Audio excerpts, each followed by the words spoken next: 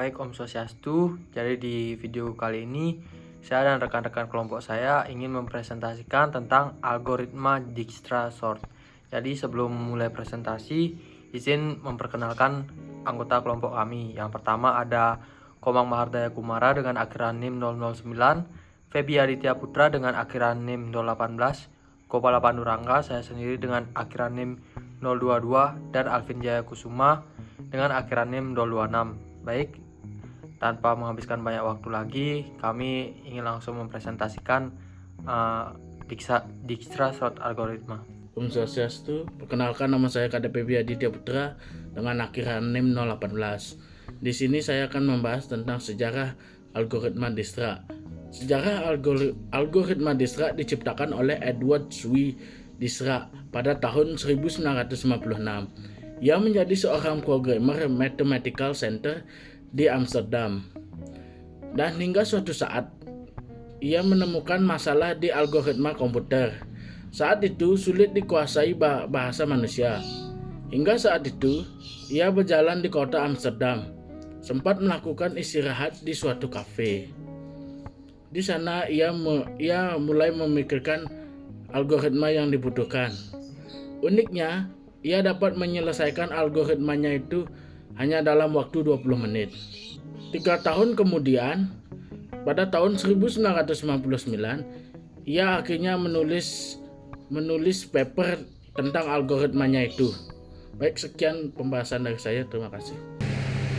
Baik, terima kasih atas waktu yang telah diberikan. Jadi di sini saya akan menjelaskan tentang konsep algoritma Dijkstra. Algoritma Dijkstra merupakan sebuah algoritma yang bertujuan untuk menyelesaikan permasalahan lintasan terpendek pada graf dengan bobot pada sisi-sisi yang bersifat positif. Nah, menurut Andrew Goldberg, peneliti Microsoft Research Silicon Valley, mengatakan ada banyak alasan mengapa peneliti terus mempelajari masalah pencarian jalan terpendek. Nah, jalan terpendek adalah masalah optimasi yang relevan untuk berbagai macam aplikasi seperti jaringan routing, game, desain sirkuit, dan pemetaan.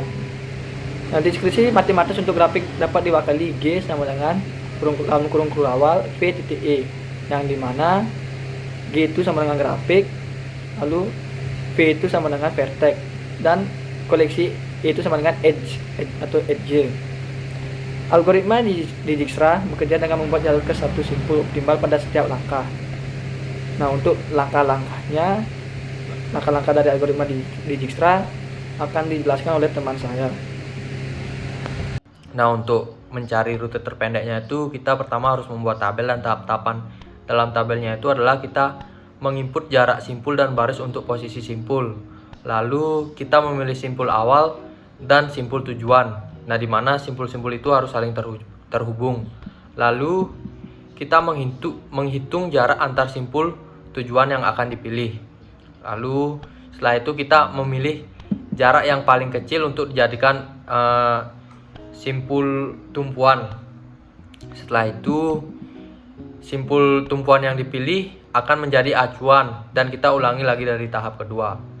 Jadi itulah penjelasan saya tentang Chinese Postman Problem. Baik teman-teman, perkenalkan sebelumnya nama saya Komang Mahardaya Kumara dengan akronim 009. Di sini saya akan menjelaskan salah satu contoh dari Dijkstra ya.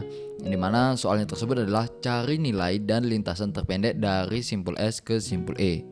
Dari simpul S ke simpul E. Kita lihat dulu di sebelah kirinya ada graf dan di sebelah kanannya ada tabel ya. Jadi simpul S itu berhubungan dengan simpul A dan juga simpul B teman-teman, yang dimana memiliki nilai yang berbeda. Jadi kita buat dulu tabelnya, dan di sini jika simpul S ke simpul S itu nilainya 0 teman-teman. Simpul S ke simpul A itu nilainya 1. Kita buat dulu di sini ya, di tabel yang kita catat teman-teman. Simpul S ke simpul B itu nilainya 5. Kita catat. Dan simpul S kalau misalkan ke simpul C atau D atau E itu nggak bisa karena memang tidak berhubungan, sehingga kita bisa tulis di sini infinity ya. Nah, kita lihat dulu nih dari tabel S saja, jangan lihat tabel yang lain. Kita lihat tabel S saja, bahwa di sini nilai mana sih yang paling terkecilnya atau terpendek? Kan S ke A ya, yang dimana nilainya itu 1, yang paling kecil. Jadi kita alurnya itu simpul S ke simpul A aja kita pilih teman-teman. Karena kalau misalkan simpul S ke simpul B itu jauh ya, atau besar nilainya. Jadi kita pilih simpul S ke simpul A. Karena simpul S itu menunjuk ke simpul A, maka kita akan membahas simpul A. Jadi simpul A itu berhubungan dengan simpul C, D, dan B. Ketika simpul A itu ke simpul B itu nilainya 2 dan ditambah dengan yang sebelumnya itu 1 ya, jadi 3. SAB jadi 3. Sedangkan A ke D itu 1. Nah, ditambah dengan yang sebelumnya itu SAD, artinya memiliki nilai 2 ya. SAD. Sedangkan simpul A ke C itu 2 ya, ditambah dengan yang sebelumnya yaitu SA. Jadi ada 3. Nah, sedangkan simpul A ke E itu udah nggak bisa karena memang tidak berhubungan. Jadi kita buat infinity. Kita lihat lagi tabelnya di sini bahwa nilai dari SAD yang paling terkecil atau terpendek ya. Jadi kita pilih SAD, teman-teman. Kita turunkan lagi nilainya. Sebelumnya juga seperti itu ya, turunkan nilainya. Dan dari A ke D itu turunkan lagi nilainya. Kenapa kita sambung atau melanjutkan ke simpul D? Kenapa nggak ke E atau ke C? Karena simpul yang terakhir ditunjuk itu adalah simpul D, teman-teman. Jadi kita lanjut ke simpul D-nya ya. Nah, di simpul D itu sebelumnya kita turunkan dulu guys nilai-nilai dari yang sudah kita pilih tadi ya. Nah, kita langsung cari dulu nih teman-teman. SAD. Nah, D itu hanya berhubungan dengan simpul E.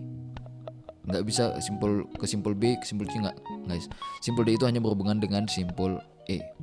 Jadi SADE kita buat dulu, catat di sini, dan nilai-nilai sebelumnya juga diturunkan teman-teman ya. Nah, di sini kita bisa lihat nih teman-teman, antara SAB, SAC dan SADE mana nih yang paling terkecil nilainya? Kan dua-dua ini ya, ada 2 yaitu SAB yang memiliki nilai 3 atau SAC. Jadi sama nih nilainya 3. Jadi kita bisa pilih nih salah satu dari kedua opsi tersebut. Cuma di sini di kelompok kami itu memilih SAB teman-teman ya. Boleh teman-teman kalau misalkan mau pilih SAC boleh ya. Di sini kelompok kami memilih SAB. SAB. Dan di sini kita turunkan dulu nih nilai-nilai dari yang sebelumnya sudah kita pilih. Kita lihat di sini bahwa si B itu udah nggak bisa kemana-mana lagi ke simpul yang lain, dikarenakan kita mencari sebuah lintasan teman-teman ya.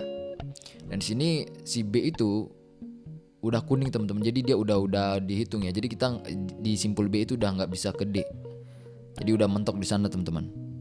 Jadi kita lanjut ke SAC-nya yang tadi sebelumnya kita nggak pilih. Itu kita bandingin dulu sih sebenarnya ya, SAC dengan SADE. Karena SAC itu nilainya lebih kecil atau terpendek, kita pilih SAC ya teman-teman. Nah, jadi kita bisa lihat bahwa C itu berhubungan dengan simpul D dengan simpul E. Namun ketika dia simpul C itu ke simpul D itu nilainya 3. Setelah itu ke simpul E lagi kan lebih besar ya nilainya ya, karena kita mencari sebuah lintasan terpendek. Artinya simpul C itu langsung aja ke simpul E. Jadi memiliki nilai 4 ya, karena ditambah dengan nilai-nilai sebelumnya yaitu 2 dan 1. Jadi 4. Nah, jadi di sini kita lihat lagi nih teman-teman, apakah SACE itu adalah sebuah lintasan terpendek atau mungkin ada lagi nih lintasan yang terpendek selain SACE. Kita lihat dulu. Kalau misalkan SADE itu juga 4 teman-teman. SADE ya di sini yang sebelah kanan ya. Sehingga di sini jawabannya ada 2 nih guys. Antara SACE yang memiliki nilai 4 atau SADE yang sama-sama memiliki nilai lintasan 4 yang terpendek ya. Jadi mungkin itu adalah jawaban dari penyelesaian sebuah soal tersebut. Jika ada kesalahan kata, saya ucapkan mohon maaf dan terima kasih.